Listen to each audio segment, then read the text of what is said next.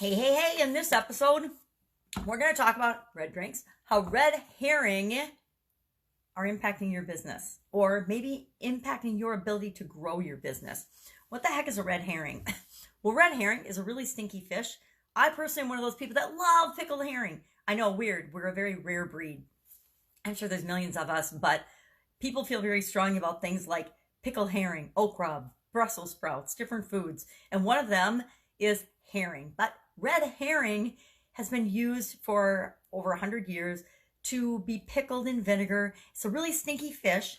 And hunting dog trainers ages ago would use red herring to train hunting dogs to follow the trail of an animal. So fox hunting, for example, they would drag it to train the dogs. They would drag red herring, teach them how to smell something, and then they would trade the smell of a fox when they wanted to, or whatever animal they happened to be hunting, raccoons, I suppose. I don't know what people hunt.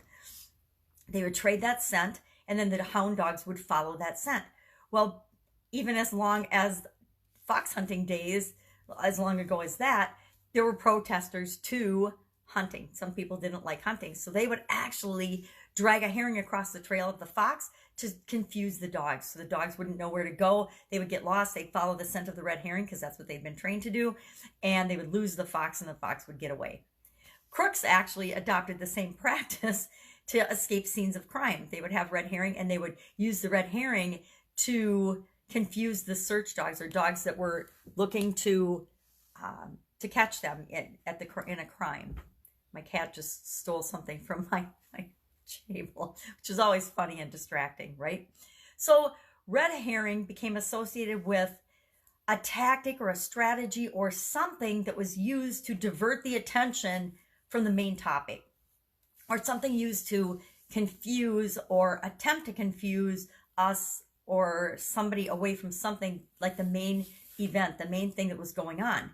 I contend that our news media nowadays, anyway, for sure, has become this entertainment thing that isn't really founded in the foundations of journalism, who, what, where, when, why, and how, just the facts, ma'am, only report the facts. It's all about entertaining and getting people to think a certain way, controlling the masses, controlling people, deciding what they should think about, what they should focus on.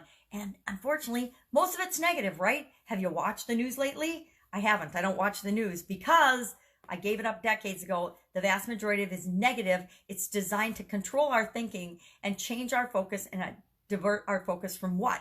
Most of the time, we don't know what is going on in the world that our attention is being diverted away from because we don't know. Nowadays, with the internet, it's a lot easier to get a vast array of information and news sources. Again, not always factual, not always true, but you can find out and you can see and hear and know what might be going on behind the scenes, what the main topic is that the news media and the news outlets are diverting our attention from.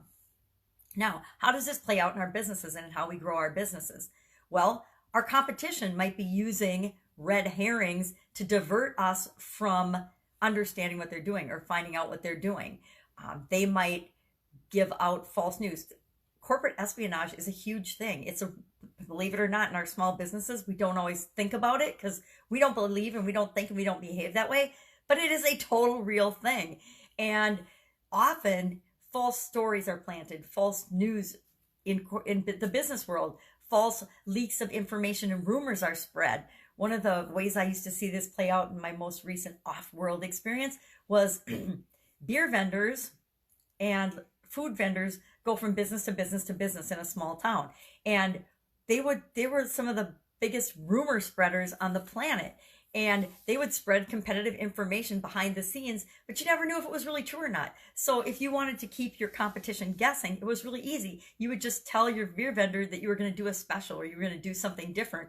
And he would spread it to all of your competitors. And then you would do what you were really going to do. That would be a really good example of using a red herring to your advantage. You can use rumors. You can use innuendo. You can use advertising. You can use social media nowadays. It's really easy to get red herrings out there. But I say, instead of using red herrings in a negative way, Use red herrings in a positive way. Use them to generate curiosity and excitement about the products and services that you offer. Use them to share in a positive way the stories and testimonials of the people that you help and serve so that you can attract more of them. So red herring, really interesting topic. I would love if you would share in the comments below examples of red herrings that you see around you or that you've experienced. You know, if you've got an employee that's a problem employee, sometimes they're a red herring for what's really going on in your organization. The office gossip, the rumor mill, the water cooler, a lot of what gets discussed around there is really red herrings just used to divert people's attention from what's really going on in the organization. So instead of letting red herrings and rumors and innuendo and misinformation rule your organization, make sure that you have a beat on the pulse of what's really going on in your business and in your life and in your world. And always, always, always think for yourself and choose for yourself and tap into your bigger knowing and ask yourself, is this the real issue here? Or does somebody else have an agenda that I might not know about that is impacting the information that I'm getting? What we see is not always what we get. So be aware of that. That's it. Go out and make an awesome day.